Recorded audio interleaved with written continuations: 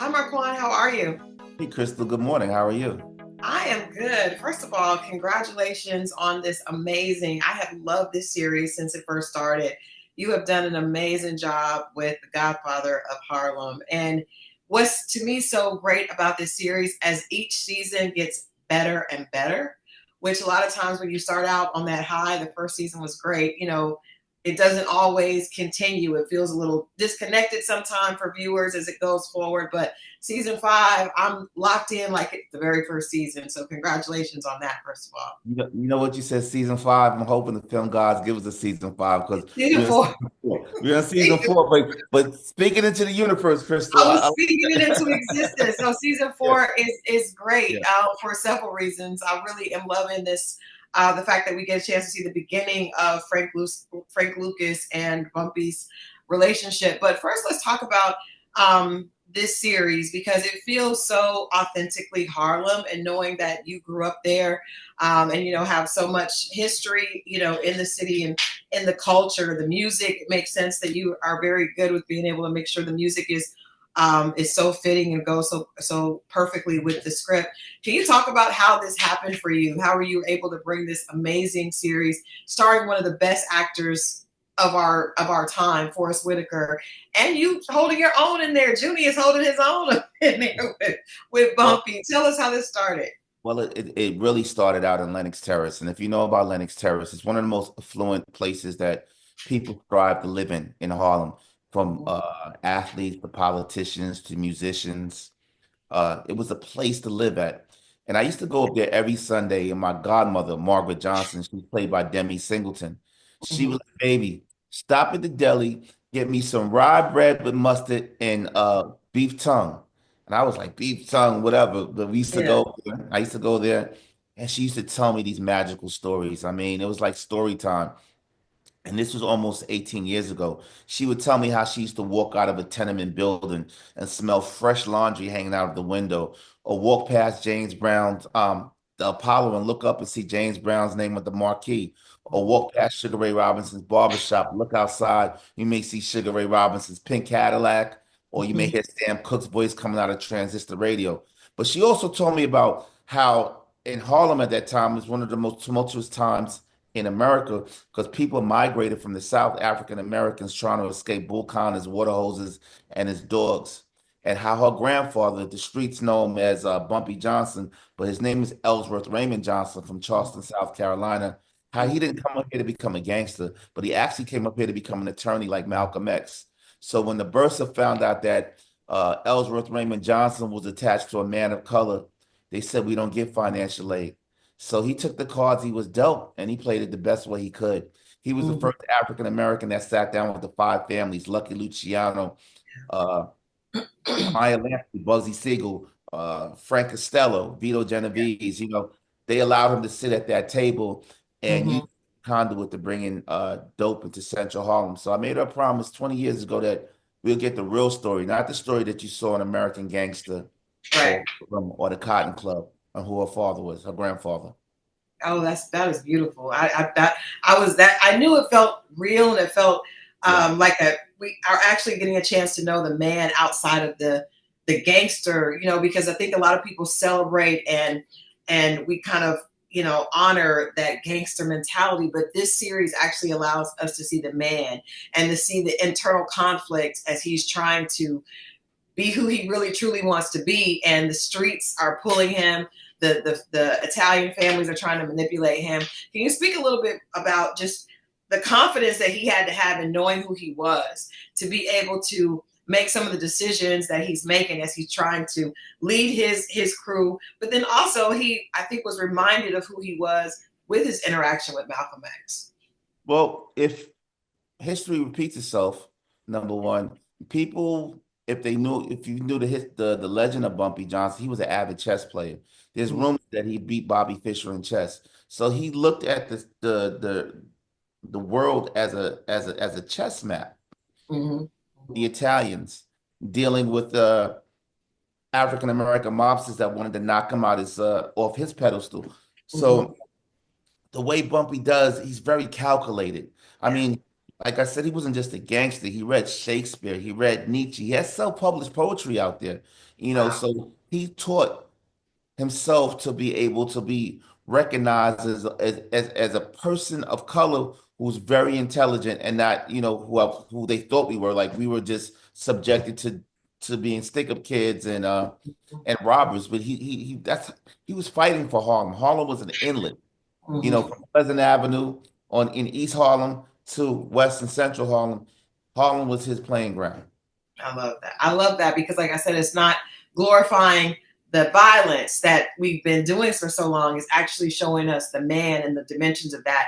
And I Yeah. think we don't see a lot of that, specifically with Black men. Talk about the historical context because you have a huge burden on your shoulders to be able to show this. There's fiction, right, that you're filling in, but then you're also dealing with things that are very important to our culture as far as Malcolm X, his murder, the way that it's being handled, showing that the fact that Bumpy's daughter is fighting for her boo as he realizes that he got caught up in taken advantage of. But all that is, huge historical context. How do you find the balance of showing us some excitement that makes for a good series, but also keeping it true to the historical, timeline that happened then? I'm going to have to give all the credit to that to Professor James Smalls.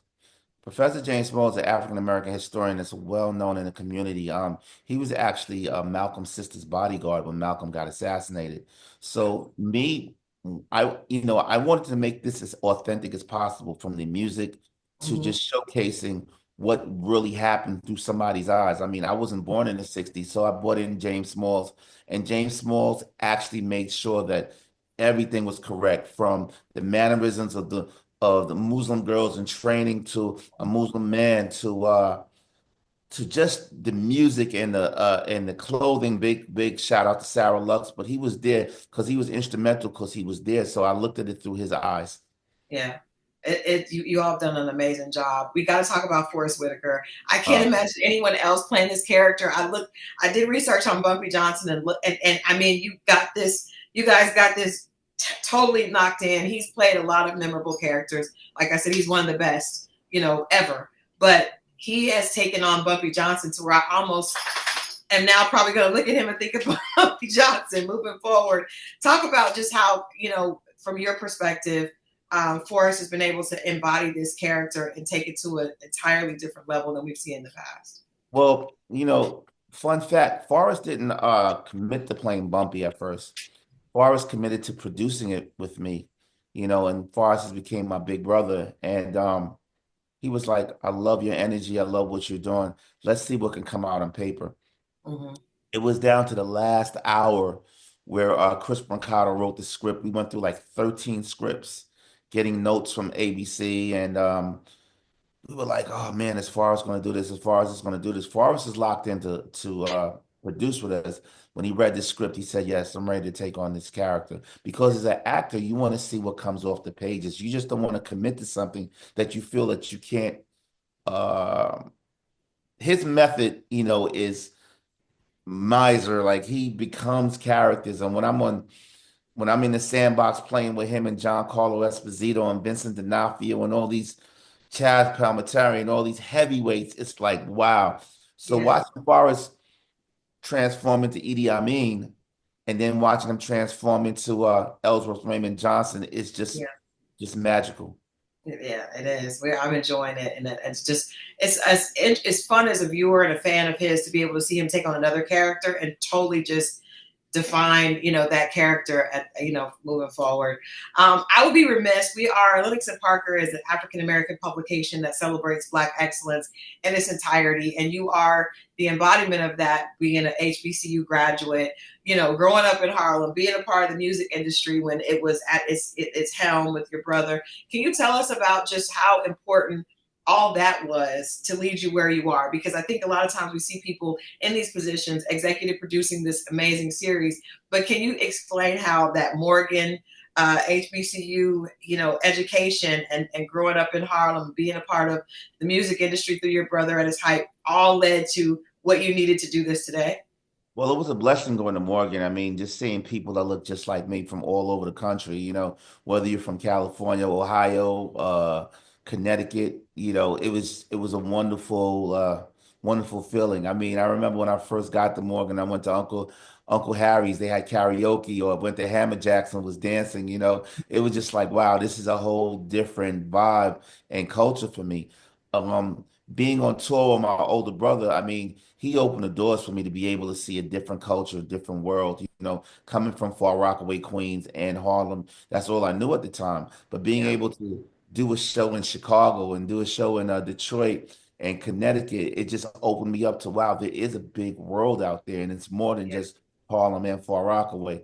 Mhm. Being signed to, a fun fact, I was signed to Whitney Houston's label. She had a label called A Better Place Records with Robert Crawford. So being around a bunch of creators, that's all I've ever been is around creators. I love being able to chop shop up with them about creating and making moments turn into Yeah. memories, memories into moments. I think that's the biggest thing to leave your fingerprints in time. What about BT? Because you worked at BT early on again, and I think those were like the golden years, with I sure BT. did. And I, at that point, that was all we had. As a kid growing up, I lived in Oklahoma. We watched BT to connect to the culture, right? So, how important was that teaching ground for you, leading to you to well, where you are? that was more than a teaching ground. That was a battleground up there, man. Like it was like a battleground. You had to come to work every day with your Kevlar vest and your helmet. But it was an amazing thing. I mean, to be honest with you, working with Donnie Simpson, being able to sit on his couch at the time with my brother, then being behind the scenes working at BET with the likes of Tigger and Kelly G and Tuma Basa, who's doing big things right now. I mean, it was a wonderful experience, but then it was kind of to me, like I outgrew BET. I Yeah. saw that glass ceiling that, you could go but so far. And I think at any moment, in my life, I was like, it's time for me to take the opportunity, tie up my boots and let's go. Yeah. 16 years was a wonderful thing. I've learned a lot. I've seen a lot. I've met a lot of great people, but it was just time for me to go. I just had to get out that corporate hamster wheel. hmm Well, let's take that transition for you and relate it to Ellsworth now as we see him in this season. Well, he's pulled away from selling dope, and he's now focused on revitalizing Harlem, bringing this new project.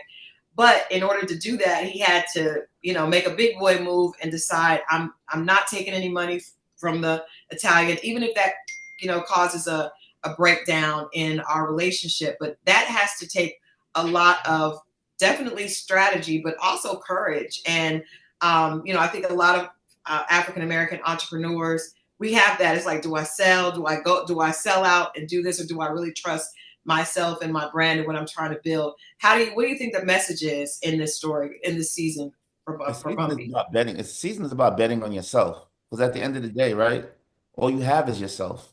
I say this in multiple interviews. There's no bunk beds in the graveyard. I can't call you Christal one night and say, "Hey, the Grim Reaper's knocking on the door," and he was like, "We gotta go." You're gonna be like, "Nah, you gotta go, not me." So at the end of the day, it's about betting on yourself. Because you have to be your biggest cheerleader. And Yeah. when you're watching season 4, you see he's ready to risk it all Mm-hmm. just to say, you know what, I don't need the mob's money. I don't need none of this. I'm gonna do this myself and figure it out. And that Mm-hmm. to me is what makes a great entrepreneur. That brings the Robert Johnsons of the world out, the Robert Smiths of the world out, the Bill Gates, the Zuckerbergs. You have to believe in yourself. It starts with you. Yeah. Yeah, it definitely does. Well, my last question. This has been a great interview. I'm really excited to see the rest of this series. And like I said, I'm speaking season 5 out. There's no way it will not happen. No, I believe in you, Crystal. I believe in you. It's definitely going to. But just for other creatives out there, we know that there's a lot of the doors have opened. There's so many opportunities for people that are creative and want to get their message out. What advice do you have, for people that are a little frustrated, see those, they want to bet on themselves, but there's so many obstacles and, frustrations on that road and on that journey. Just what inspiration could you share being at the top here with this amazing Well, I say this, project? like Rome wasn't built in a day, man, and we have to like whatever you want to do in this business. I mean, if you're a doctor, it's 7 years in medical school, right? If you want to be a writer, hey, go to Barnes and Nobles, get writing for dummies, get screenwriting for dummies. If you want to be an actor, learn about what acting is. Acting is not just about memorizing lines. It's about becoming a character. You should know your lenses. Like, when am I bringing emotions up? When am I bringing it down? Learn your craft. You can't just say, I want to just get up and I just want to play in the NFL. It takes years of practice and going out there and getting it done. See, a lot of Mhm. people want a microwave story, right? Yeah. But I like to have mine braised and seasoned, and like let's soak it up overnight and get the herbs and the goodies all in this, right? To make it even taste good, not just the microwave. 'Cause microwave success doesn't last. Yeah, absolutely. I do have one more thing to ask you. Any words for Harlem? Because it's still this piece feels like a love letter for Harlem. We're seeing it in a totally different way. Knowing that your background, you grew up there. What is your message, or what do you want to say about the city that built you? Harlem is royalty, it's loyalty, and it's fly. And there you go. I love it. Thank you so much, Markuann. Congratulations again. And Thank we you. definitely will be watching the rest of this season and looking for season